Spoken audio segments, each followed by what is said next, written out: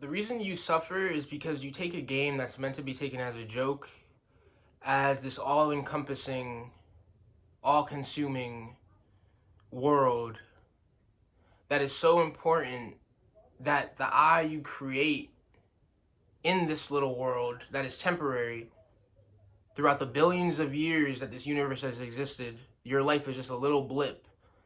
But you create an I and say, I am this and I am that.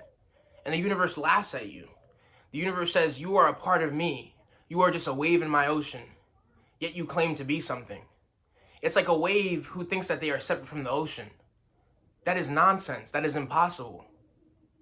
And the strange thing is that a wave is very beautiful. Very beautiful.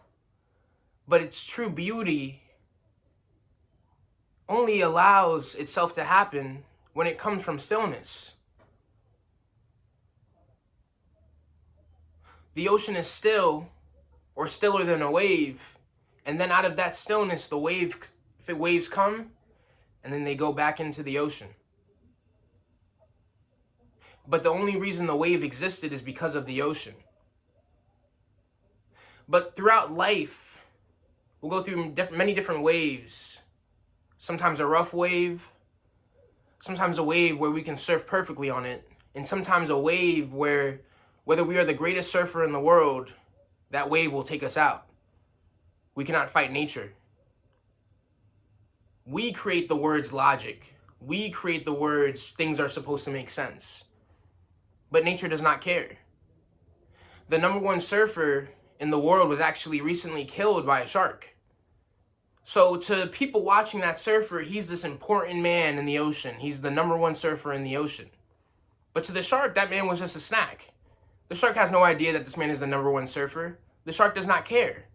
To the shark, was just a snack. So these human games, and this is why we like watching documentaries and the animal kingdom, because it allows us to see, in a sense, how irrelevant we are.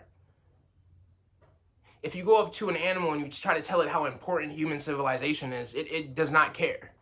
Because that is a concept. It is an illusion.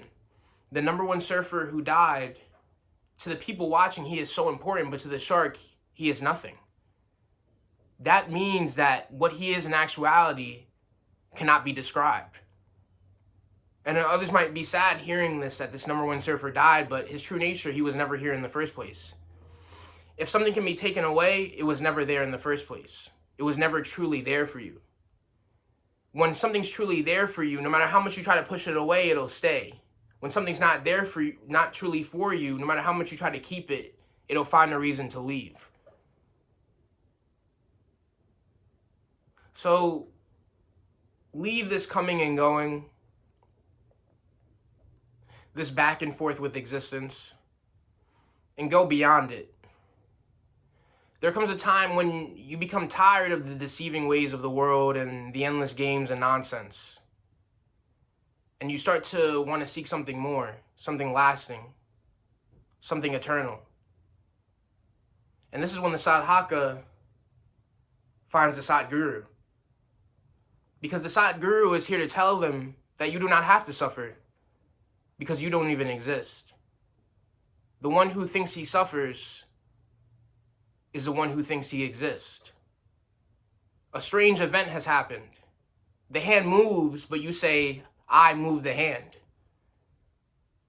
But when you twitch and your hand moves itself, did you move the hand or did the hand move itself? We say I when we are consciously aware of doing something. But who gave you the function to be able to move your body? God. Because there are people who are disabled and cannot even move. There are people who are stuck in a catatonic state where they are just in complete stillness and they cannot move. So who gives you the ability to move? God. But you are like a man who somebody asks him, he goes to a city and somebody asks him, how did you get here? And instead of saying the train took me here, he says, I got here. Knowing damn well without the train, he would have had to walk a whole day just to get to the city. But he does not give credit to the train. He gives credit to himself. Somebody says, how did you get here? When did you get here? I got here at 3:30. I got here by the train. But nobody says the train took me. It's the same way, in a sense, when we have an accomplishment, we say, I worked hard, I did this and that. But what about the man who did everything you did and still did not get the same achievement? But people only care about God. Most people, a lot of people, they thank God when they're winning, but then also don't thank God when they're losing. And sometimes the greatest blessing is when God takes away. But sometimes we do not see this. But I promise you, anything that you are losing, anything that God is taking away from you, it's a sacrifice. It's a sacrifice for what you truly are going to get in the future. Because you cannot fill your cup unless you first empty it. So do not fear loss, because you never gained. Don't take anything personally in this world. Everything is God. Everything is God in disguise, leading you to self-realization and the truth. There will be many people in this world who you will, quote unquote, fall in love with. And then you'll find out sooner or later, love is not so strong as you think it was.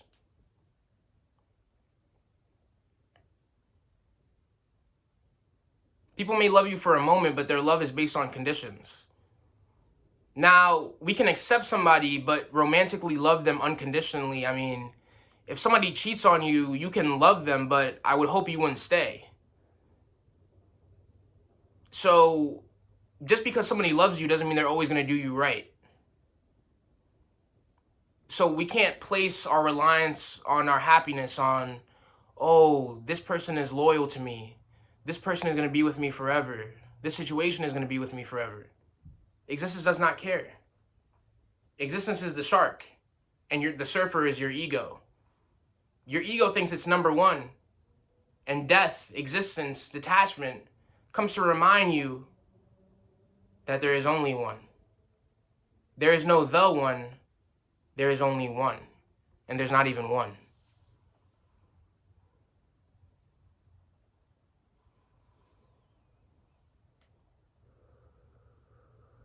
The true understanding is to realize nothing has happened. This stops us from trying to figure out life, trying to make sense of things that don't need to be made sense of. I promise you, when something is meant for you, you won't even have to try to make sense of it. It'll just naturally flow your way. Existence will naturally unfold its intelligence, understand it. And if it's not something meant to be understood, then it has to be let go, because existence does not want you to understand it. But because you give the credit to your own intelligence to yourself and not God, you try to figure out the wrong things, you focus on the wrong things, and you don't focus on the Dharma. You don't focus on getting rid of your knowledge, you try to gain more knowledge. You try to defeat existence by outsmarting her, and she will outsmart you every single time. Because you're trying to fight a battle that existence doesn't even care about winning. Existence doesn't care about winning or losing. So how can you defeat her?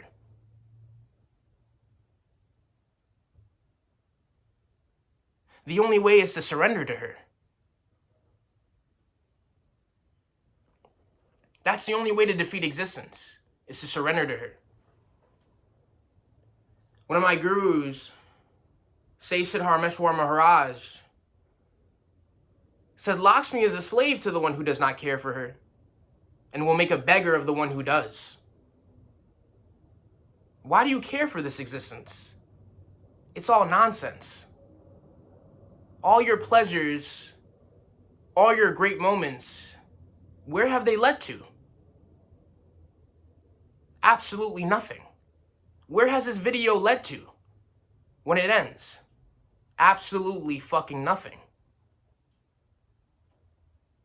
There is nothing.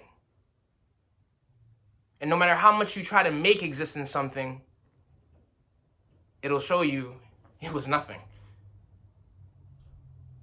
Don't try to extract meaning in a meaningless existence. What the hell does the word meaning mean? Just be as you are. Be free and be content. And I promise you, do not seek contentment. Contentment is not in seeking.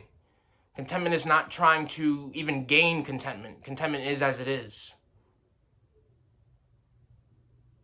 Contentment is as it is. The many struggles that we will face in life will be better taken care of when we are not attached to the things that we are taking care of. It's like a woman who undertakes a foster child. She cares for the child, she loves the child, she raises the child as her own. But when it's time for the foster child to go away, she lets him go. In the same way with existence, you love this body, but when it's time to let it go, you let it go. And what's funny is you have no choice but to let go. You have no choice.